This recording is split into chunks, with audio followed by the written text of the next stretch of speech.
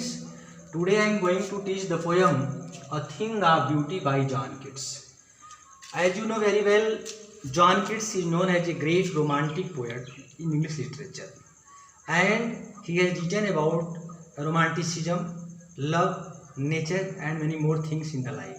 So students, today I am going to explain this poem A Thing of Beauty by John Keats. In this poem, I will explain that what is the importance of the charmful things in the nature, what is the importance of the beautiful things in the nature, and poet is telling that a thing of beauty is joy forever. Means a beautiful things gives constant pleasure to the human life, and anyhow we must try to preserve them. He is just selecting one beautiful lines. Some shapes of beauty moves away the path. Some shapes of beauty means only the structure of the beauty, figure of the beauty has great source which can remove the darkness from our mind, tension from our mind, perplexion from our mind. So when anyhow we should respect these all beautiful things in our nature. He is just giving the example of the beautiful things like you can say sun, moon, star, daffodils, rose flowers, valleys, mountains and many more things. These things are made by God, and undoubtedly these things are giving the constant pleasure, instant pleasure in human life.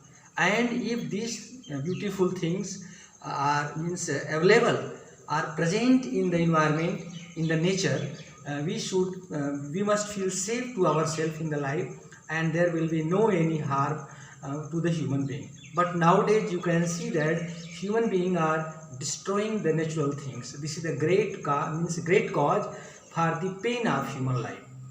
So here poets gives the message to the people that we should already preserve them, and these things are constant, means giving constant source of energy as well as pleasure to the human life. So anyhow we should save it for our future generation, and if we are going to failure to save them, then we cannot preserve, we will not be able to preserve the future generation, and because everything is in our hand, and we must think about that how we can save all the things, beautiful things, and what is the real utilization of that, and what is the significance of all the things. We should understand it very clearly. So student, this is the summary of the poem which I just explained before you, and we must notice that really we are living in the environment, and what is the actual use of these beautiful things, and how we should respect them, how we should preserve them. We should always think for the welfare of these things, and if we are thinking for these all the things regarding welfare, then our welfare is sure and certain in the future. And if we are trying to destroy all the beautiful things, in that case our future is going in the dark, definitely, and in that case anybody will not be able to save the life of human being.